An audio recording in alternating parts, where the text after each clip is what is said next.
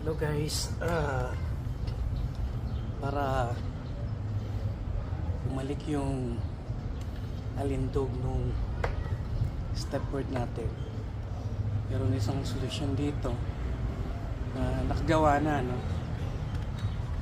Na gumamit ng torch para lang tumingkad uli yung kulay niya. So dahil successful, actually matagal ko nang inisip to eh, wala lang time.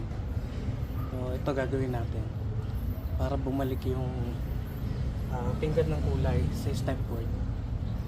So update ko kayo, gagawin ko to habang naka-video. So okay, pwede yung gayahin. Pagka hindi, bahala kayo. Nice. Sana all.